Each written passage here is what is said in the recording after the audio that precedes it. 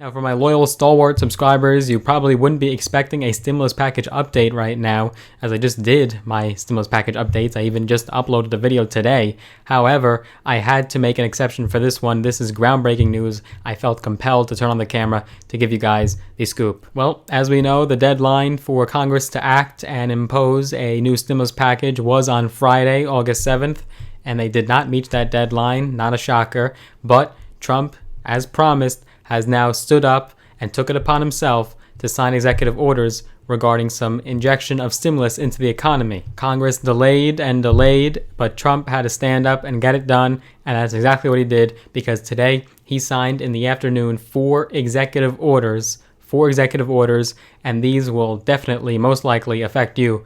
No matter if you're unemployed, employed, expected to go back to work, a student, a tenant, this will affect you. This will impact you. So in this video, I want to cover all four executive orders and what they'll mean for you. I'm going to be saving the best for last, so be sure that you do watch the entire video till the end to find out how this is going to influence you. And I'm probably the first or one of very few YouTubers who were able to turn the camera on so quickly. A lot of other popular YouTubers that do stimulus updates probably already turned the camera off for the day, and now they're waiting for tomorrow. So I had to jump in late at night just for you guys, just to help you out. And if you do respect that, go ahead and give this video a big thumbs up, smash the like button. I do appreciate that. It will just support me and my channel, so I do appreciate when you smash that like button. Thank you very much. And if you're brand new here, I am Logan Cohn. I do videos every single week covering business, finance, investing, entrepreneurship, mindset, strategy, and tips and tricks. I also do these stimulus updates just like these for you guys. So if you want to see more videos from my channel, go ahead and click that big red subscribe button, subscribe to my channel. And if you want to be notified every single time I make a new video, hit that little notification bell as well, so that you're notified every single time I make a new video. So what are these four big substantial executive orders that Trump signed today in the late afternoon? Congress was delaying, they weren't listening to the American people, and they were getting nothing done. Trump took it upon himself to stand up and sign something for the people of this country. Well, they were regarding the unemployment benefits and his long-promised payroll tax cuts. There's also an executive order for student loan relief and a moratorium for evictions. So let's start with that eviction moratorium, because this impacts millions and millions of Americans living in their homes right now. So what happened was the eviction moratorium that was provided by the CARES Act. The CARES Act was the first big stimulus package that was signed into law at the end of March. That expired on July 24th, and it put millions of renters and homeowners at risk of eviction.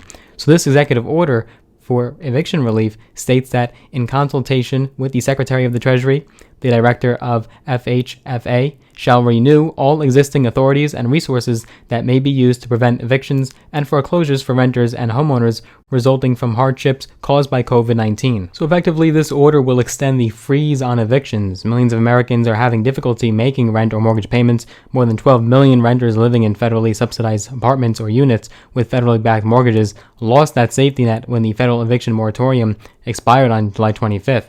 So without moratoriums, landlords can initiate eviction proceedings in 30 days. So it's estimated that the temporary ban on evictions covered more than 12 million renters in America, and this prevented them from being pushed out of their homes even if they couldn't pay rent. And in the discussion about the eviction moratorium, Trump had mentioned, quote, "It's not renters' fault that this virus came into the world, it's China's fault, and these measures will provide immediate and vital relief." So that was just one of the executive orders. The next executive order that we're going to be covering is going to be the one regarding student loans and what it means for students who have federally backed loans. So this executive order related to student loans will effectively extend deferments, and it calls for the, quote, "temporary cessation of payments and the waiver of all interest on student loans held by the Department of Education, or DOE, until December 31st, 2020. Now, the temporary forbearance on student loan repayments is set to expire on September 30th. So this order will be vastly advantageous to young professionals and recent graduates who had problems and hardships when it came to reduced hours, or maybe they were totally laid off from their job. Young adults are more likely to work in hospitality or retail jobs.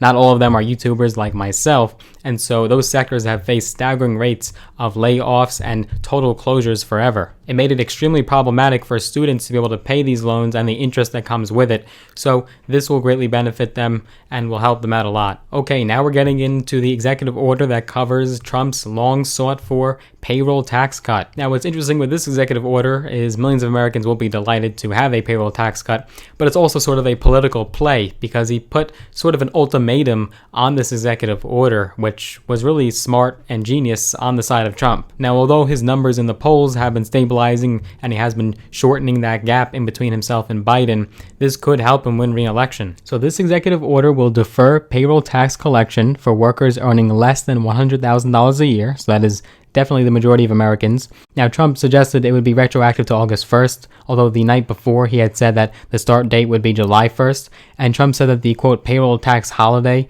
would last through the end of the year, but could be made permanent if he is reelected. So the connection to November 2020 is not subtle here. Trump said, and I quote, "If I'm victorious on November 3rd, I plan to forgive these taxes and make permanent cuts to the payroll tax. I'm going to make them all permanent." And then in a jab to congressional Democrats and Joe Biden, he said, quote, "So they will have the option of raising everybody's taxes," referring to Joe Biden, "and taking this away. But if I win, I may extend and terminate. In other words, I will extend it beyond the end of the year and terminate the tax. And so we'll see what happens." And this obviously went in conjunction with the final executive order that he signed regarding unemployment benefits. Definitely a political play here, but you can't blame him. There's less than 90 days to go until the election. We'll be doing videos covering the election for sure. And what would it look like? Let's say if Biden was president, I'll be doing a video on that coming in the near future. And you can't really blame Trump here. His poll numbers aren't looking as good as he'd like them to be, so he wants to take the executive stance. He wants to take the initiative and show that he could, in fact, get something done, but Congress couldn't. And I'm very intrigued to see the subsequent poll numbers following these executive orders. Are his approval ratings going to be higher? Is the gap between Biden and himself going to even shorten and abbreviate even more so? I want to see these poll numbers. I'm excited to see those after these executive orders are effectively put into law. Now, both congressional sides, Republicans and Democrats, oppose the payroll tax cut and the Republican proposal of the HEALS Act, which I've covered in a previous video. Link will be down below in the description. Both sides actually oppose putting the payroll tax cut in their own packages or having it in the final package. On the Republican side, Republicans and Mitch McConnell fought very hard to keep the price tag of the HEALS Act very low. So they didn't want it to be more than $1 trillion. The HEALS Act came with a $1 trillion price tag, but putting that payroll tax cut would have made it a lot higher. And on the Democratic side, payroll taxes fund Social Security and Medicare, and Democrats didn't want to see those programs get cut. And in addition, the deferral of the payroll tax would not help or benefit in any way, shape, or form the millions of Americans that are currently unemployed. So the executive orders for workers earning under $4,000 every 2 weeks, so about $100,000 a year, and they wouldn't have to pay payroll tax from September 1st to December 31st.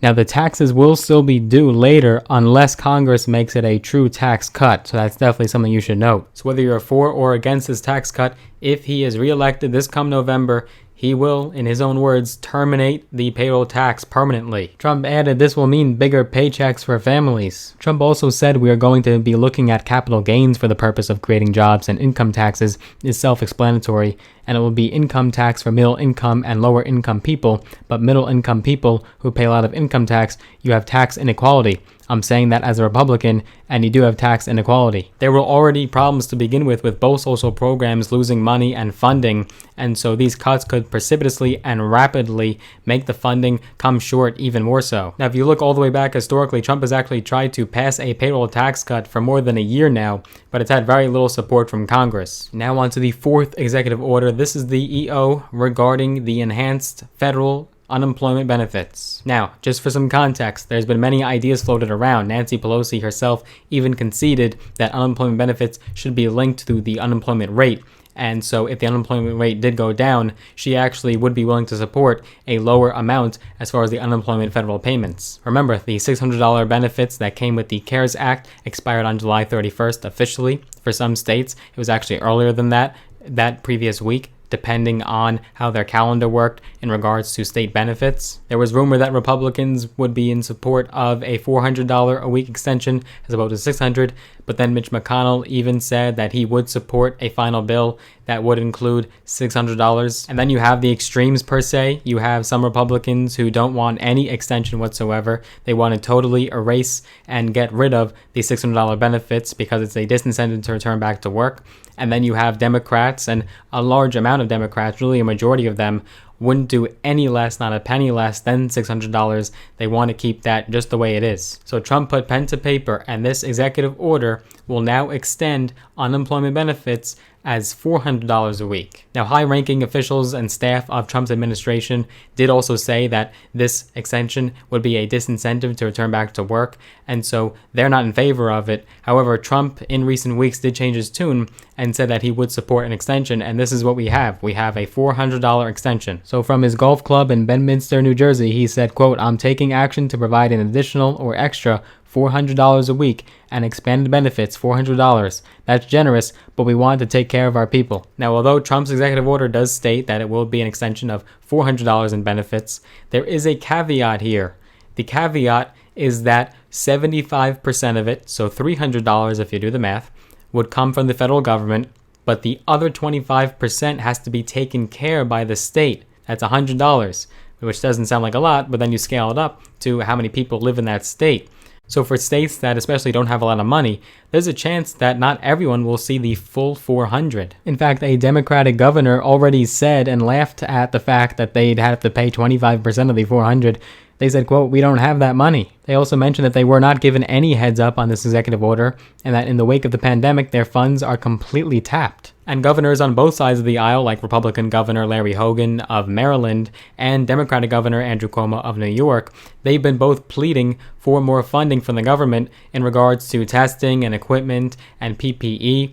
And so it would be insane to think that these governors, especially with ones that are not as wealthy as bigger states, are going to have to come up with this extra 25% out of nowhere. And Trump also mentioned that there was difficulty with the $600 number because it's a disincentive. So he didn't want the full 600, it seems. He would have done an abbreviated version in which we see right now. He also probably wanted to appease both sides of the spectrum, as Republicans, for the most part, don't want this extension, and then Democrats want the full 600. The argument that Republicans used and regurgitated to rail against the full $600 was that it's a disincentive to return back to work, and a lot of people were making much more by staying at home, sitting on their couch, than actually going to work, and so the unemployment rate would continue to stay very high, and that would look bad for re-election and also the Senate and Congress seats as well, because a lot of members are going to lose their seats this year as they're not being very popular with their people. Democrats recently proposed a $3.5 trillion bill, and then Republicans proposed a $1 trillion HEALS Act, so that was a large chasm to bridge. And more details on the executive order of $400 in unemployment money.